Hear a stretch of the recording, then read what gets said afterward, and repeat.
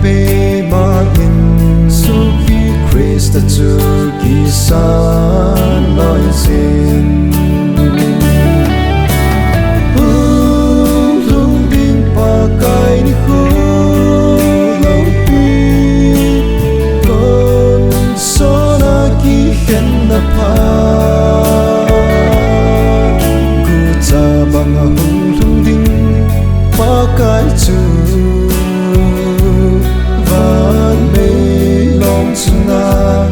nang tin phung tin chung thu a tan đi a to dung suy chi a ki pa man san chi ding chu ni tin chu le in sung ni kim na dem ton so ki khan na pa hung hi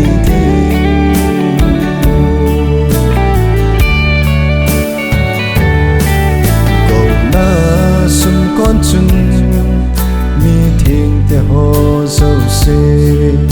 a hin ko khom ding chu ni ho tin le mi thing le mi chon se ki khen na ni hu hi ding a ta san te vang chu leng to liu ton so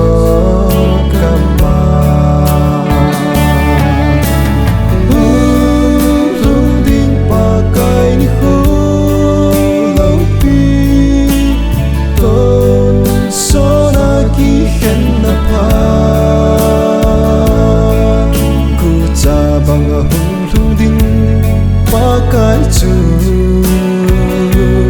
van mê long chunga nam tin phun tin chung thu a tan đi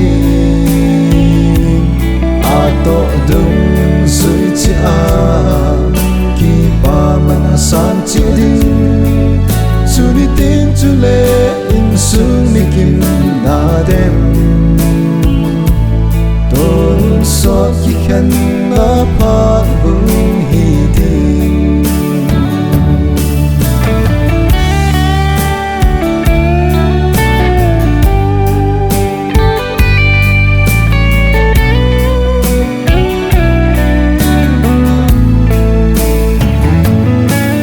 Christan an chom te a pui to ni tin le hen do la achun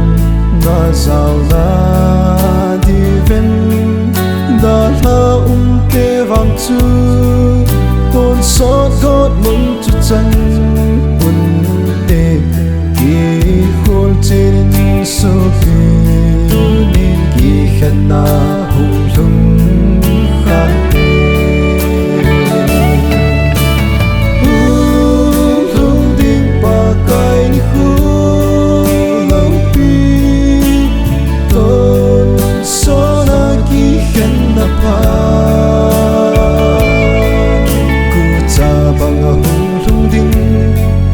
cái chu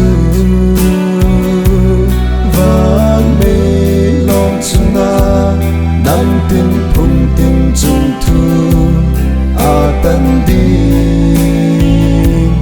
a to dung suy chi a ki pa man san chi ding chu ni tin chu le in sung ni kim na dem